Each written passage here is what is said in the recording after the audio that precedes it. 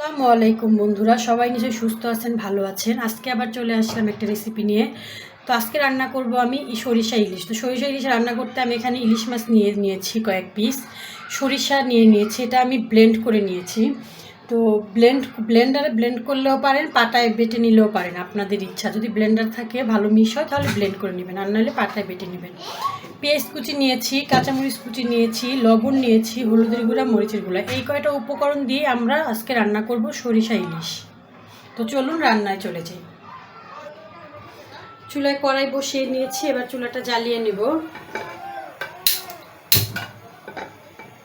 সরিষা ইলিশ রান্না করতে অবশ্যই আমরা সরিষার তেল ব্যবহার করব, তাহলে সরিষার ঘ্রাণটা আরও বেশি পাবেন আপনারা।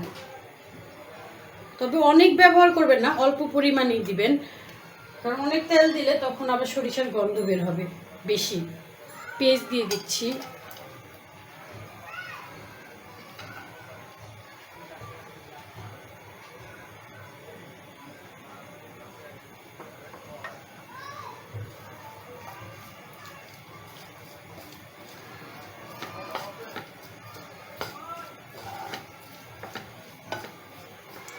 এবং আরও অল্প একটু আমরা রান্নার তেল ব্যবহার করে নেব, যেটা আমি রেগুলার খাই। আমি রাইস ব্র্যান্ডটা খাই, সয়াবিন খাই, যখন যেটা আমার মনে চায় তখন সেটা খাই। তো এখন দিয়ে দিচ্ছি রাইস ব্র্যান্ড,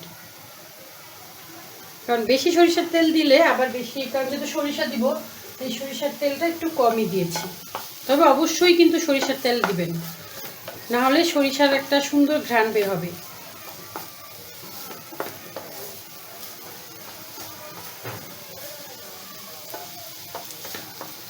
এবার দিয়ে দিব কাঁচামরিচগুলো,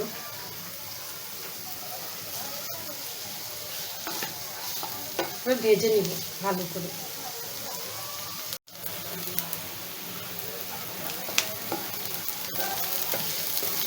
পেঁয়াজটা লাল লাল হয়ে এসেছে, আর একটু লাল লাল করবো।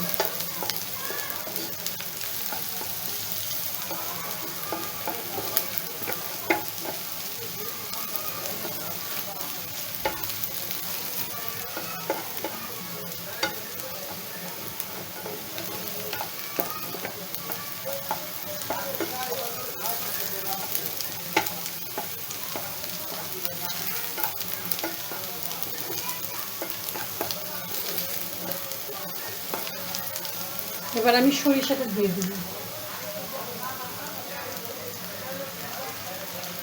সরিষার পেস্ট করে নিয়েছি, এটা দিয়ে দিলাম।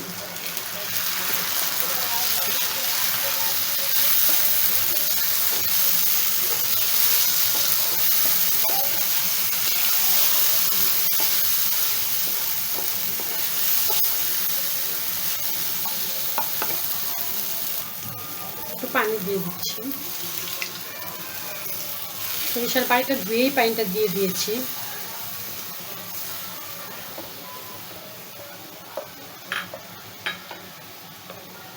এবার দিব হলুদের গুঁড়া,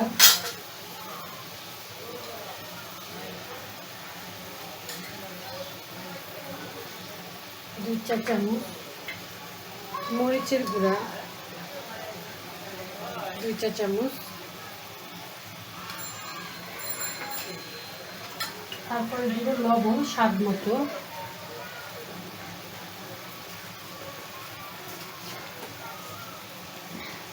আমি সবসময় বলি লবণটা কমিয়েই দেওয়ার চেষ্টা করবেন, লাগলে পরে দেওয়া যায়।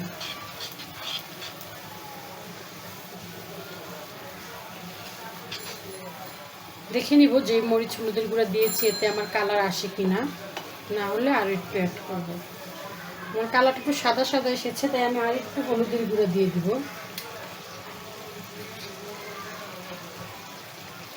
আর অল্প একটু মরিচের গুঁড়া দিয়ে দিব।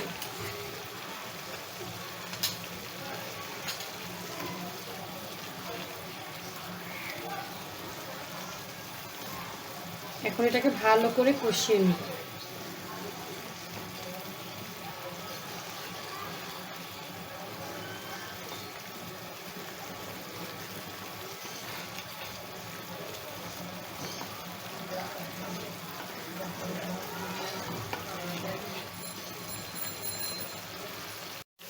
দেখেন আমার মশলাটা কষে গেছে, উপরে তেল চলে এসেছে। কারো যদি এই পর্যায়ে এসে মনে হয় যে আপনার মশলাটার ভিতরে তেল কম মনে হচ্ছে, তখন একটু তেল অ্যাড করে দিয়ে নেবেন, কারণ এখন তেল দিলে কাঁচা গন্ধ আসবে না। যদি মনে হয় যে মশলাটার তেলটা এত চকচক করছে না, তাহলে অল্প করে তেল আবার অ্যাড করতে পারেন, সমস্যা নেই। দেখেন আমার মশলাটা তেল উপরে চলে এসেছে, মশলা কষানো হয়ে গেছে।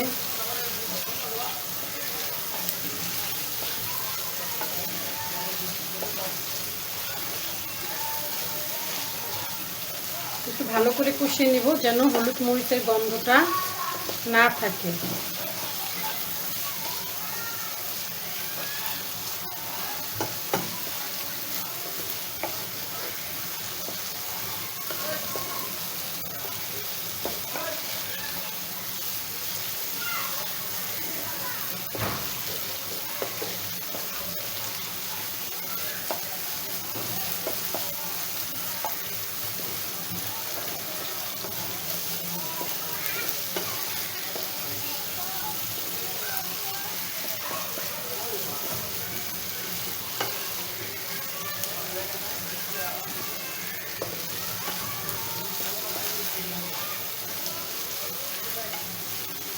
এই পর্যায়ে আমি অল্প একটু পানি দিয়ে নিব,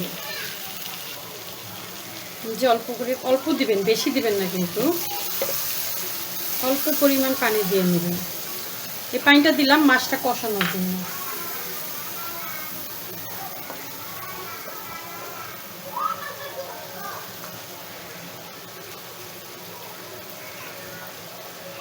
এখন পানিটা একটু ভালো করে গরম হয়ে আসলে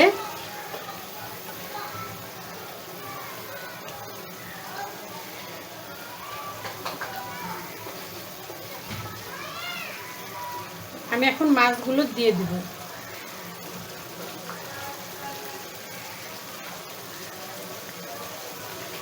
সরিষা ইলিশে সবসময় কাঁচা মাছটাই ব্যবহার করবেন, মাছটা ভেজে দিলে মাছটা শক্ত হয়ে যাবে, সরিষা ইলিশের পারফেক্ট স্বাদ গন্ধ পাবেন না।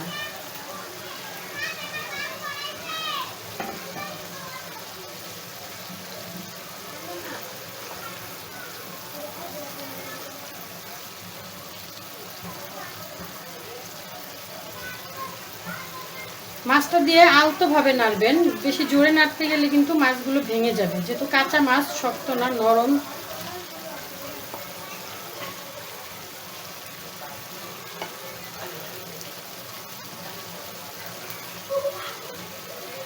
কষিয়ে তারপরে আমরা ঝোল দিয়ে দিব, একটু ভালো করে কষিয়ে নিই।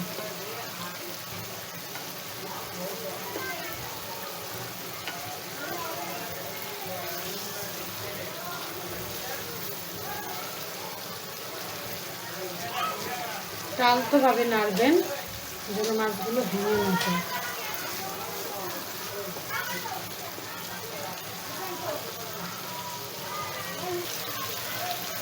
দেখেন আমার মাছটা কষানো হয়ে গেছে, আমি এবার ঝোল দিয়ে দেব।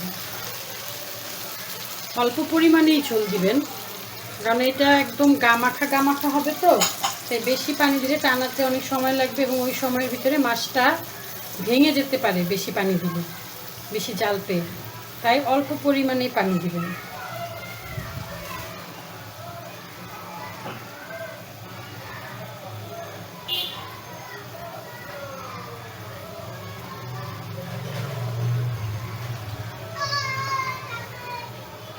এখন আমরা এটা ভালো করে হওয়ার জন্য অপেক্ষা করি।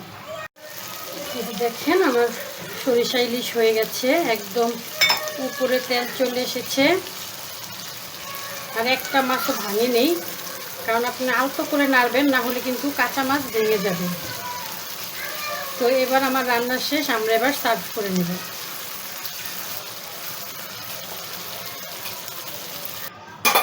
আমরা এখন সার্ভ করে নেব।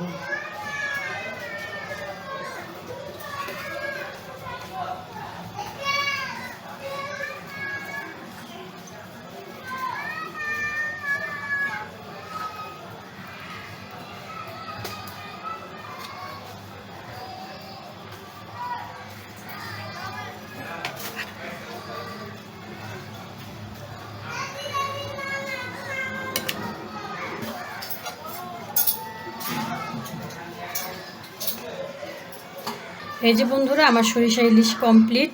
আপনারা চাইলে এভাবে করে রান্না করে খেতে পারেন, অনেক সহজে, অনেক সুস্বাদু আর মজাদার সরিষা ইলিশ। তো আজকে এই পর্যন্তই। ভালো থাকবেন, সুস্থ থাকবেন। দেখা হবে অন্য কোনো দিন অন্য কোনো ভিডিও নিয়ে। আল্লাহ হাফেজ।